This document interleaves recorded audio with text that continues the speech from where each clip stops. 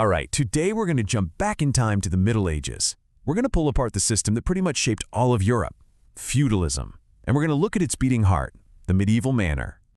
So when you think of the Middle Ages, I bet this is what comes to mind, right? A giant, powerful stone castle. But have you ever really stopped to think about how a world full of these things was actually built, or fed, or paid for? Well, the answer is hidden inside a really rigid social structure. To get it, we need to look at the big picture. Feudalism was basically a social pyramid, and a very strict one at that. Everyone knew exactly where they fit. So at its most basic level, the feudal system was one big deal, one huge bargain. You had kings and powerful lords who would grant land, these were called fiefs, to lesser nobles and knights. And what did they get in return? Loyalty, and, more importantly, military service. The whole system was built on this exchange, land for loyalty. So just imagine this massive pyramid. At the very tip top, you've got the king. Below him are the powerful lords. And then you have the knights. But what's holding all of that up? All that power, all that wealth, it's all resting on a huge, wide foundation, the medieval manor. So let's zoom in on that foundation. We're going to really explore what the manor was, which you'll see was basically a tiny, self-contained world. And here's what one looked like. See, a manor wasn't just a farm. It was the economic engine of the entire feudal world. Each one was a small, independent community that could pretty much survive all on its own, and they were all over the countryside.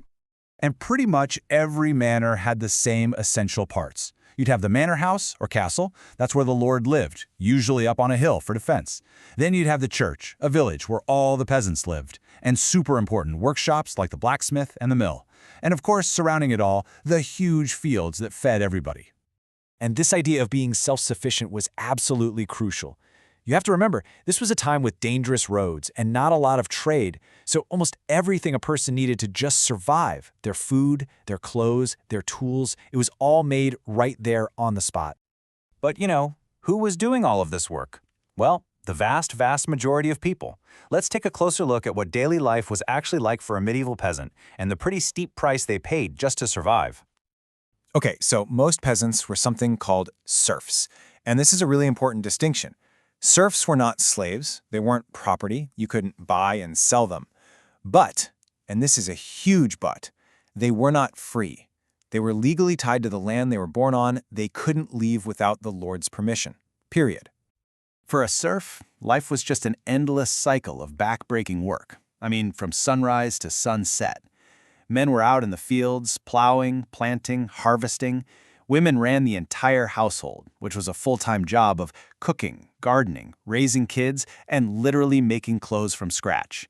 And kids, they were put to work with chores pretty much as soon as they could walk. And what fueled all this hard labor? A really simple diet.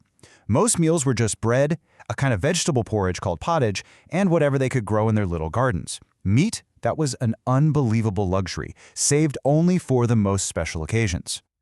But life wasn't just nonstop misery. The church was right at the center of everything, and I mean everything. It was more than just a place for spiritual guidance. It set the calendar of festivals and holy days. Those were the rare breaks from work where people could come together and actually celebrate. So, now that we have a feel for life on the manor, let's zoom back out and put the pieces together. How did this system of brutal labor actually create any kind of stability?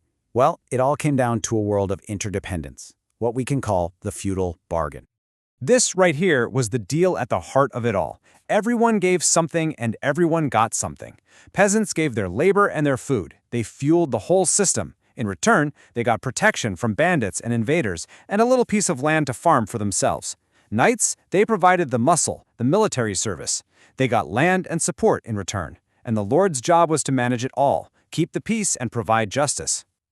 And you can see that whole relationship right here. The incredible strength of that stone castle was built directly on the harvest from those fields. The power of the lord and the survival of the peasant were completely tangled up together. You just couldn't have one without the other. So it's so important to remember who was really holding up that entire pyramid.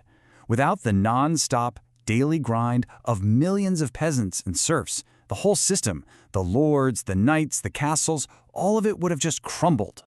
At the end of the day, this whole web of obligations, as unequal as it looks to us now, it did create some kind of stability and order in a world that was often really violent and uncertain.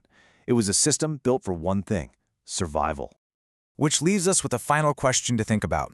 Was the feudal manor a system of practical balance, where everybody just played their part for the greater good?